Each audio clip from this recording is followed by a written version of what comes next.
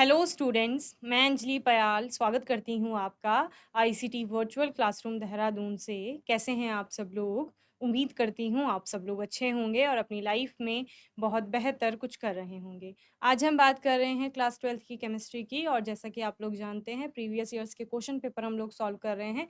उसी श्रृंखला में आज 2024 का प्रश्न पत्र जो हमारा चल रहा था उसको हम आगे सॉल्व करेंगे। तो यहाँ पर 2024 के प्रश्न पत्र में कुछ क्वेश्चंस के आंसर्स आप लोगों ने देख लिए थे। जैसे वसा में विलय विटामिन है, विटामिन ए, K4 FeCN6 में Fe क्यूब सह संयोजन संख्या 6 होगी। निम्न में से किसकी इकाई नहीं होती? तो मोल प्रभाज की नहीं है। अल्कोहल और कार्बोक्सिलिक अम्ल के बीच अभिक्रिया एस्टरिफिकेशन कहलाती है। प्रथम कोटि की अभिक्रिया के लिए वेग स्थिरांक की इकाई सेकेंड इनवर्स होगी। विद्युत अपघट्य विलयन की चालकता निर्भर करती है विद्युत अपघट्य की प्रकृति पर। एमीन जिसे गैब्रियल थैलेमाइड से संश्लेषण द्वारा बनाया जाता है उसको प्राइमरी अमीन हम लोग कहते हैं। निर्जल AlCl3 की उपस्थिति में एल्किल हैलाइड की बेंजीन के साथ अभिक्रिया फ्रीडल क्राफ्ट अभिक्रिया है। के अलावा मोलरता का सूत्र हम लोगों ने देखा था। गैल्वेनिक सेल के किस इलेक्ट्रोड पर ऑक्सीकरण अभिक्रिया होती है? तो एनोड पर होती है। उप सहसंयोजी यौगिक के लिए हमने IUPAC नाम देखा था। विटामिन सी की कमी से होने वाला रोग स्कर्वी है। न्यूक्लिक एसिड के बारे में हम लोगों ने पढ़ा था, उसके जैविक कार्य देखे थे और ये वाला न्यूमेरिकल हम लोगों ने किया था। इसके बाद इसके और में परासरण दाब हम लोगों ने यहाँ पर पढ़ लिया था। और आज के सेशन में हम बात करेंगे जो ख था, मैंने आपको बोला था इसका राउल्ट का नियम जो होता है उसके को आप लोग पढ़ के आएंगे, ठीक है ना। तो विलियन वाले चैप्टर से आपका ये है, ठीक है।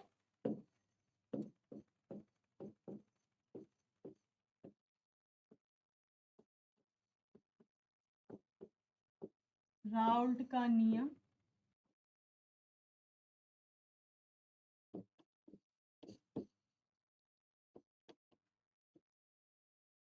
राउल्ट का नियम, ठीक है ना। राउल्ट के नियम में क्या क्या आपने पढ़ा, बताइए क्या क्या देखा था राउल्ट के नियम में।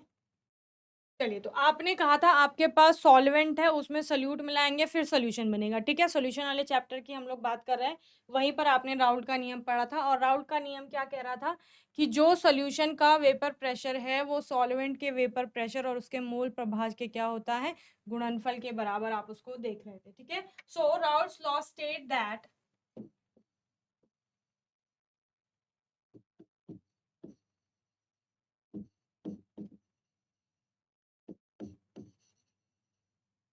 the Raoult's law states that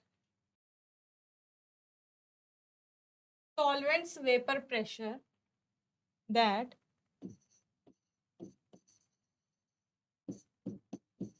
solvents vapor pressure और partial vapor pressure in a solution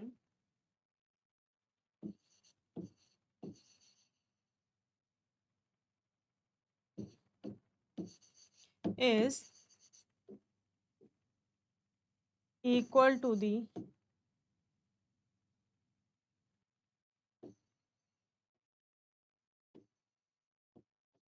vapor pressure of pure solvent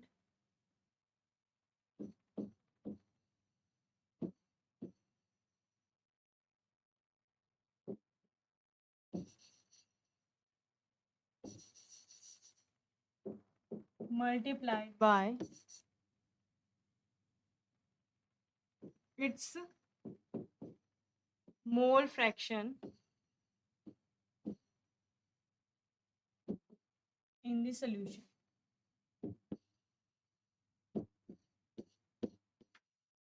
ठीक है, क्या समझे? पहले मैंने आपको बोला सोल्यूशन का जो वेपर प्रेशर है, अगर आपने नॉन वॉलेटाइल सब्सटेंस ऐड किया है तो वेपर प्रेशर फिर सॉल्वेंट का ही लगेगा टोटल, ठीक है ना। तो जो सोल्यूशन का वेपर प्रेशर क्या है, जो सॉल्वेंट का वेपर प्रेशर है, तो वो पार्शियल वेपर प्रेशर आप उसके लिए बोलते हैं। आंशिक वाष्प दाब जो होगा वो विलायक का, वो किसके बराबर हो जाएगा, शुद्ध अवस्था में जो विलायक का वाष्प दाब है उसके, और जो उसका मोल फ्रैक्शन है, मोल अंश है उसका विलयन में, उसके गुणनफल के बराबर हो जाएगा, ठीक है।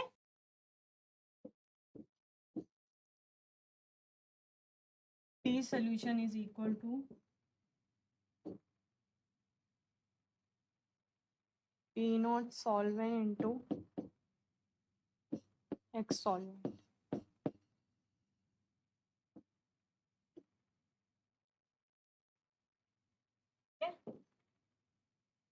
नोट करिए।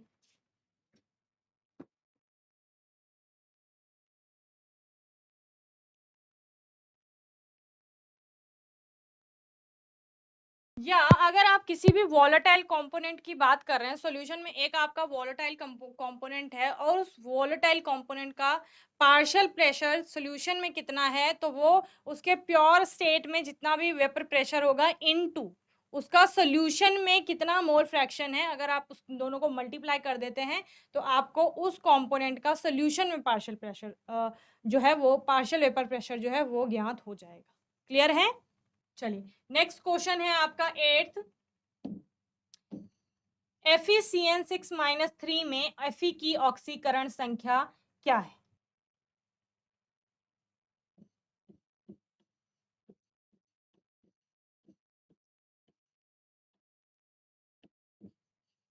FeCN6 - 3 में Fe के आपको ऑक्सीडेशन नंबर जो है वो ज्ञात कर। चलिए तो Fe की ऑक्सीकरण संख्या हमको निकालनी है। Let oxidation state of Fe be X मान ली हमने, ठीक है। ऑक्सीडेशन स्टेट ऑफ Cn कितना लेते हैं हम लोग, -1 लेते हैं, ठीक है। और ओवरऑल चार्ज कितना है आपका, -3 है, ठीक है। तो आप लोग क्या करते हैं, इस सबको मल्टीप्लाई करते हैं, x प्लस क्या आ जाएगा आपका, Cn कितने 6 गुणा 1 Cn पे कितना है -1, ठीक है, is equal to -3 x -6 is equal to -3, x is equal to -3 plus 6, x is equal to +3, ठीक है। So oxidation state of Fe in FeCN6 - 3 is +3, okay. चलिए नेक्स्ट क्वेश्चन है आपका 8th का ख, लिगेंड को एक उदाहरण सहित समझाइए, ठीक है। तो लिगेंड क्या है, जब आप उप सहसंयोजी यौगिकों को पढ़ रहे थे तो वहां पर जो आपका सेंट्रल मेटल होता है उसको जो भी परमाणु अणु या आयन इलेक्ट्रॉन पेयर डोनेट करता है उसको लिगेंड कहा जाता है, ठीक है ना। तो लाइगेंड्स या लिगेंड आप जो भी इसे कहते हैं, और ligand is an atom molecule or ion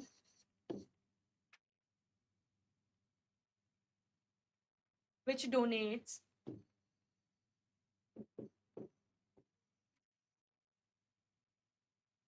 a pair of electron to the central metal,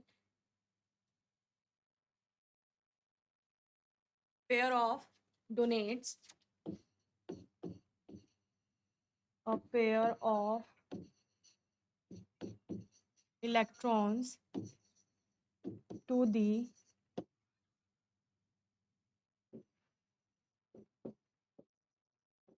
central metal ion atom or ion to form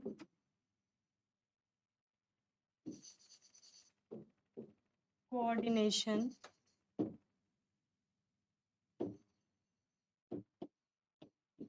sphere, okay. तो इसको आपका लिगेंड कहा जाता है, जो क्या कर रहा है, सेंट्रल मेटल को आपका कोऑर्डिनेशन कॉम्प्लेक्स बनाने के लिए कोऑर्डिनेशन कॉम्प्लेक्स लिखेंगे, कोऑर्डिनेशन कॉम्प्लेक्स। कोऑर्डिनेशन कॉम्प्लेक्स बनाने के लिए जो केंद्रीय धातु को क्या दे रहा है, आपका इलेक्ट्रॉन पेयर डोनेट कर रहा है, चाहे वो कोई आयन है या फिर अणु है या फिर आपका क्या है परमाणु है, उसी को क्या कहा जाएगा, लिगेंड कहा जाएगा। ओके, अणु, परमाणु या आयन जो केंद्रीय धातु परमाणु को इलेक्ट्रॉन देता है तथा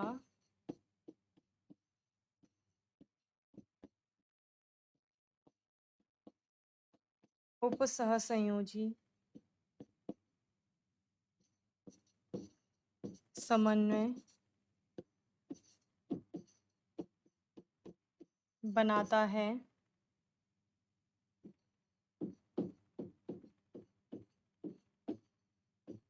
लिगेंड कहलाता। ठीक है,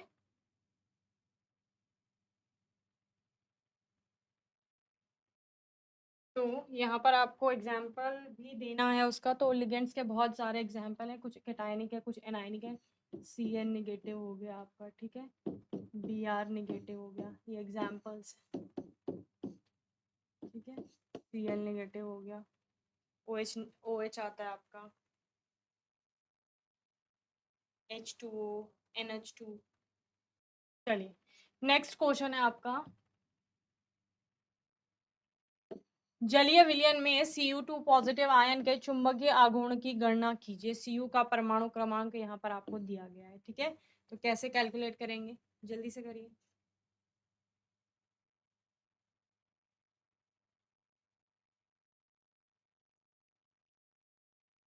देखिए, क्वेश्चन में आपको क्या दिया गया है, और Cu का एटॉमिक नंबर दिया गया है। Cu2 पॉजिटिव एक्वस में होगा, उसका एटॉमिक नंबर आपको कितने नंबर ऑफ एटम्स इलेक्ट्रॉन्स वहां पर है, फिर अनपेयर्ड ऑफ इलेक्ट्रॉन कितने हैं, उससे फिर आप क्या निकाल लेंगे, मैग्नेटिक मोमेंट ज्ञात कर लेंगे। ये क्वेश्चन आप होमवर्क में करेंगे। ओके, नेक्स्ट है आपका लैंथेनॉइड और एक्टेनॉइड में अंतर स्पष्ट कीजिए। लैंथेनॉइड और एक्टेनॉइड सीरीज कौन कौन सी थी, या तो आपको इस क्वेश्चन को अटेम्प्ट करना है या फिर इसको अटेम्प्ट करना है। ठीक है, इनमें से आपको एक करना होता है।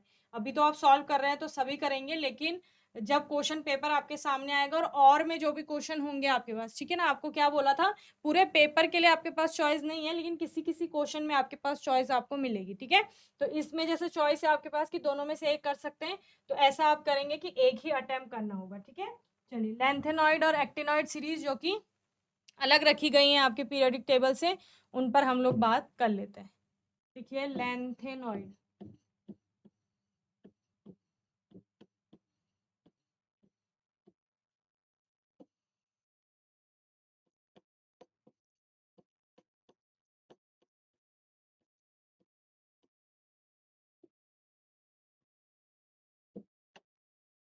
लैंथेनम से शुरू हो रही है आपकी लैंथेनॉइड सीरीज, और एक्टिनियम से शुरू होती है आपके एक्टिनॉइड सीरीज। चलिए, लैंथेनॉइड में लिखेंगे पहला, इनका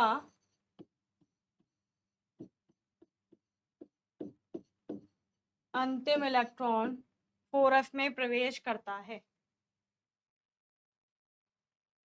4f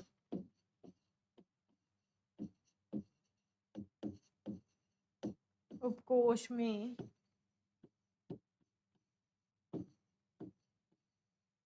प्रवेश करता है। ठीक है ना, इनका है 5f। ठीक है, इनका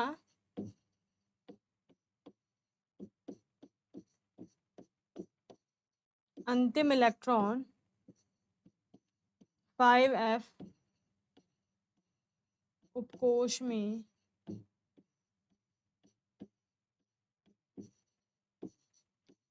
प्रवेश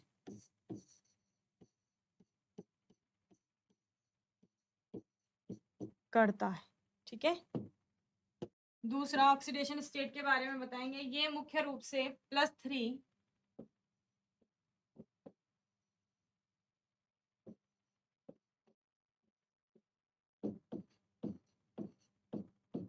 +3 व इसके अतिरिक्त 2 और 4 व इसके अतिरिक्त +2 व +4 ऑक्सीडेशन स्टेट दर्शाते हैं। ठीक है, और जो ये होंगे ये आपका ये मुख्य रूप से +3 व इसके अतिरिक्त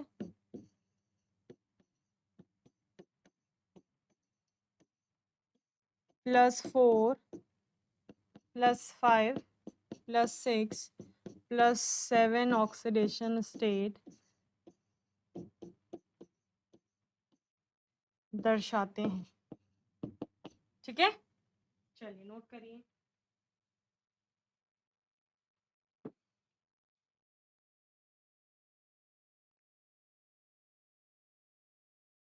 चलिए, और अधिकतर लैंथेनॉइड रंगहीन होते हैं। ठीक है,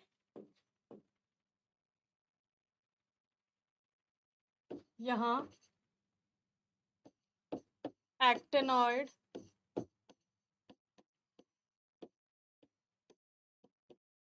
रंगीन भी होते हैं। ठीक है,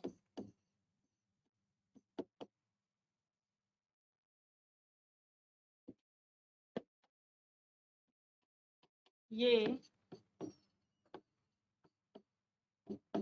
कम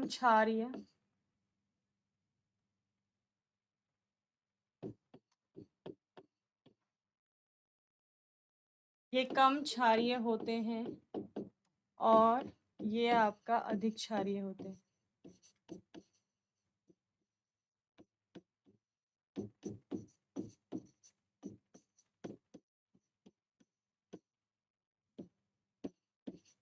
ठीक है, नोट करिए जल्दी से।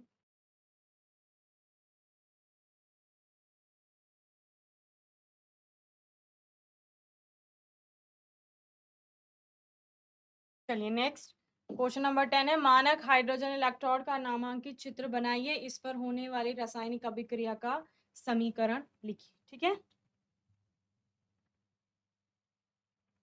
Standard hydrogen electrode. ठीक है, क्या करना होता है, एक वेसल लिया आपने। ठीक है, इसमें क्या लिया, स्टैंडर्ड हाइड्रोजन इलेक्ट्रोड का मतलब क्या है, हाइड्रोजन की आपको इलेक्ट्रोड बनानी है, तो हाइड्रोजन का ही एक सोल्यूशन लिया। ठीक है, इसमें आपने क्या करना है, हाइड्रोजन की इलेक्ट्रोड, तो हाइड्रोजन की इलेक्ट्रोड बनाने के लिए एक अक्रिय धातु के ऊपर हाइड्रोजन को निक्षेपित किया जाता है, तो अक्रिय धातु आपका क्या ली जाती है, प्लेटिनम आप लोग लेते हैं। ठीक है, और इसको ऊपर हम एक ग्लास वेसल से, ग्लास ट्यूब से आप क्या करते हैं, यहाँ पर प्योर ड्राई आपकी गैस डालते हैं। ठीक है ना,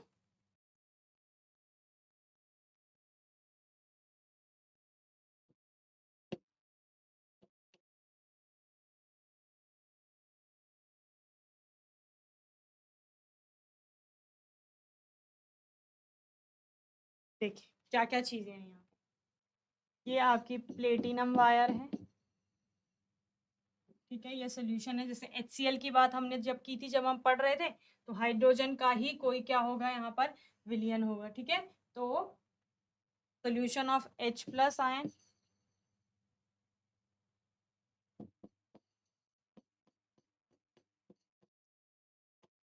यहाँ से आप ड्राई H2 डालेंगे। ओके,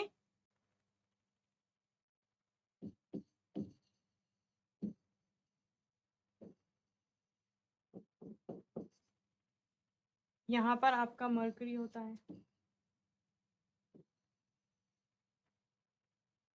ये आपका वेसल है,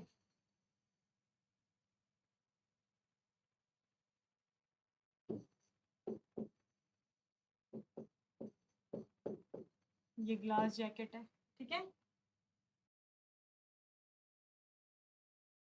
ठीक है, और क्वेश्चन का दूसरा पार्ट क्या कह रहा है, write this the equation of chemical reaction taking place on it. Okay, right.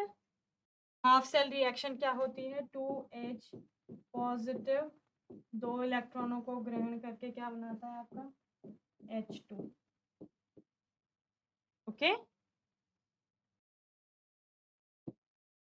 ये 2H पॉजिटिव कहाँ से आ रहा था, एक्वस से, और ये यहाँ पे क्या बनेगी, गैस बनेगी। ठीक है, जल्दी से बनाएंगे। स्टैंडर्ड हाइड्रोजन इलेक्ट्रोड का काम क्या था आपका, स्टैंडर्ड हाइड्रोजन इलेक्ट्रोड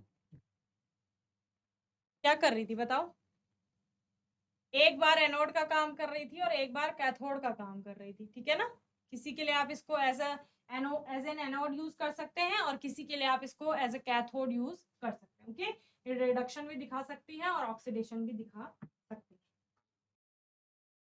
चलिए नेक्स्ट क्वेश्चन देखते हैं आपका। नेक्स्ट क्वेश्चन नेम रिएक्शन और रिएक्शंस का है आपका। ठीक है, जिसमें 2 रिएक्शन दी गई है क्वेश्चन नंबर 11 में, कार्बिलमाइन रिएक्शन और डायएजोटाइजेशन के बारे में आपको बताना है। ठीक है, तो कार्बिलमीन प्राइमरी अमाइन की रिएक्शन है आपकी,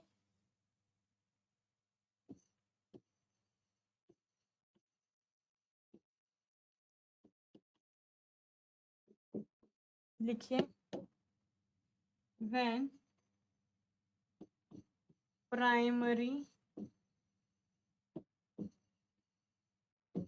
एलिफेटिक और aromatic amine formed with KOH के साथ, इसकी रिएक्शन होती है alcoholic solution of KOH and chloroform, with chloroform and alcoholic solution of potassium hydroxide KOH, it gives आइसोसाइनाइड्स। ठीक है, तो बेसिकली आइसोसाइनाइड की फॉर्मेशन की ये रिएक्शन है, और कहाँ से, प्राइमरी एलिफेटिक और एरोमेटिक अमीन से आपका आइसोसाइनाइड प्राप्त होते हैं। ठीक है, चलिए प्राइमरी अमीन था आपके पास CH3NH2, इसकी अभिक्रिया किसके साथ, क्लोरोफॉर्म और अल्कोहलिक KOH, CHCl3 KOH की प्रेजेंस में हो रही है, तो CH3MC बनेगा आपका,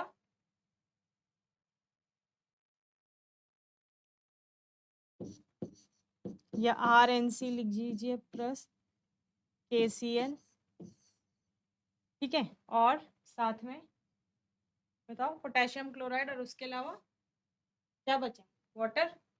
ठीक है,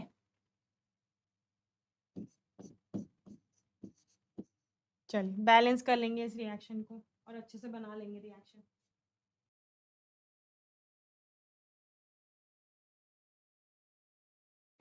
यहाँ पर आपका CH3 ग्रुप आ जाएगा वैसे, तो ये मिथाइल आइसोसाइनाइड बन जाएगा। ओके,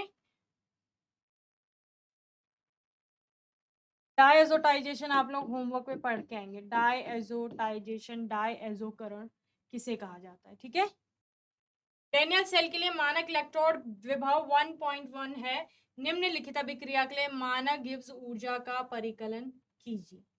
चलिए क्या है आपके पास equation, Zn plus Cu2 positive gives Zn2 positive plus Cu। ठीक है ना, इक्वेशन लिखिए, जिंक Cu2 पॉजिटिव से रिएक्ट कर क्या कर रहा है, जिंक जो है वो 2 इलेक्ट्रॉनों का दान करके Zn2 पॉजिटिव बना रहा है, और वो 2 इलेक्ट्रॉन Cu के द्वारा ग्रहण किए जा रहे हैं और उसके बाद Cu2 पॉजिटिव के द्वारा ग्रहण किए जा रहे हैं और Cu बन रहा है। क्वेश्चन में आपको क्या दिया गया है, स्टैंडर्ड इलेक्ट्रोड पोटेंशियल E0 की वैल्यू दी गई है 1.1 V, F की वैल्यू आपको यहाँ पर दी गई है 96487, 96487, ठीक है। N की वैल्यू कितनी है, 2 इलेक्ट्रॉन यहाँ से यहाँ जा रहे हैं तो N इज इक्वल टू 2, तो delta G0 is equal to क्या होता है, माइनस NFE0, ठीक है ना। तो -2 इंटू 96487 इंटू आपका 1.1, ठीक है। इसको कैलकुलेट कर लेंगे आप लोग और आंसर आपका आएगा किलो जूल पर मोल, ठीक है। चलिए, तो मैं उम्मीद करती हूँ आज का सेशन आप सभी को अच्छे से समझ में आया होगा। आज के सेशन में हमने 2024 के प्रश्न पत्र के कुछ और प्रश्नों को हल किया। बाकी आपका कोई डाउट होगा, क्वेश्चन होगा तो आने वाले सेशन में आप लोग पूछ लेंगे। अपने आने वाले सेशन में इसी क्वेश्चन पेपर को आगे सॉल्व करेंगे और तब तक के लिए आईसीटी वर्चुअल क्लासरूम से जुड़ने के लिए धन्यवाद।